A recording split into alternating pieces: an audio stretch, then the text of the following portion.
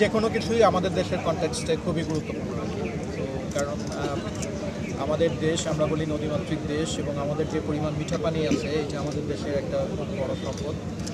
এবং পানি সংক্রান্ত আমাদের যে রিসোর্স, বিশেষ করে খাদ্য নিরাপত্তা এবং আমাদের যে প্রোটিনের সংস্থান, সেখানে তো মাছের ভূমিকা খুব বড় ভূমিকা। মাছ নিয়ে প্রচুর কাজ হচ্ছে এবং এই সেক্টরে আমরা অনেক দূর এগিয়েছি, কিন্তু এই সমস্ত আয়োজনগুলো যখন হয় তখন আমরা বুঝতে পারি যে আরও অনেক দূর আগানোর আমাদের সুযোগ আছে। এবং সেটা নিয়েই আমরা যেটাকে বলি যে ভ্যালু অ্যাড করা, আমাদের যে উৎপাদন যেটা হয় সেটাকে আরও মূল্যবান করে কী করে গড়ে তোলা যায়, এটা দেশের অর্থনীতি খুব বড় ভূমিকা রাখতে পারে।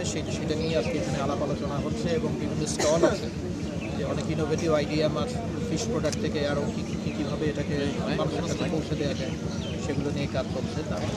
নতুন এবং ফিরে আসা গ্রাহকদের জন্য নগদে চলছে ক্যাশব্যাক সহ প্রতিদিন হাজারো উপহার জেতার সুযোগ। হবে আশা আর ফেরা সারপ্রাইজ সেরা। আমরা ইতিপূর্বে আপনাদের সাথে শেয়ার করেছি, আসলে মাছ প্রোডাকশনে বাংলাদেশ আলহামদুলিল্লাহ খুবই ভালো।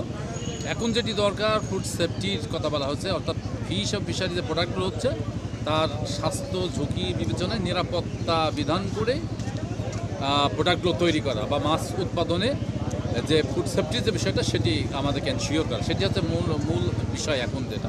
তো আমরা সম্প্রতিকালে বাংলাদেশ ইউনিভার্সিটি গ্রান্ট কমিশনের উদ্যোগে বিশ্ব ব্যাংকের সহায়তায় আমরা একটি কাজ শুরু করেছি, যেটির মূল উদ্দেশ্যে কিন্তু স্বাস্থ্যসম্মত নিরাপদ মাছ এবং এই মাছের যে দ্রব্যাদি অর্থাৎ ফিশারি প্রোডাক্ট তৈরি করা। এবং এটি কিন্তু মূল টার্গেট এখন বাংলাদেশের। যদি আমরা স্বাস্থ্যসম্মত নিরাপদ মাছ এবং মাছের যে দ্রব্যাদি প্রোডাক্ট তৈরি করতে পারি, তাহলে আমাদের নিজেদের যে চাহিদা মিটিয়ে বিদেশে রপ্তানি করার কিন্তু একটা সুযোগ আরও বাড়বে। এবং এটিতে যদি আমরা যেতে পারি তাহলে আমাদের চাষিরা যে মাছের দাম কম পাচ্ছে সেটা থেকে কিন্তু উত্তরণ সম্ভব হবে। তা না হলে যে বাড়তি দামে খাদ্য কিনে এই চাষিরা কিন্তু মাছ চাষে সাস্টেইন করানো কিন্তু খুবই কঠিন হবে ভবিষ্যতে জলবায়ু এবং অন্যান্য পরিবর্তনের বিবেচনায়। তো সুতরাং সামনের দিনগুলোতে এই স্বাস্থ্যসম্মত নিরাপদ মাছ এবং মাছের যে প্রোডাক্ট সেইগুলো উৎপাদনে অবশ্যই শুধু বিশ্ববিদ্যালয় নয়, এনজিও যেগুলো আছে, বিভিন্ন অর্গানাইজেশন আছে, তাদেরকে এগিয়ে আসতে হবে এবং বিশেষ করে এই মাছ বিদেশে রপ্তানি করে বৈদেশিক মুদ্রা অর্জনে অবশ্যই আমাদেরকে অংশীদার হতে হবে। মাছের কোনো জিনিসই ফেলনা না, আমরা মাছের আঁশকেও কাজে লাগাচ্ছি। মাছের আঁশ শুকানোর পরে সেইটা আমরা রপ্তানি করতে পারছি, সেটা পাউডার করে বিভিন্ন কাজে আমরা ব্যবহার করতে পারছি।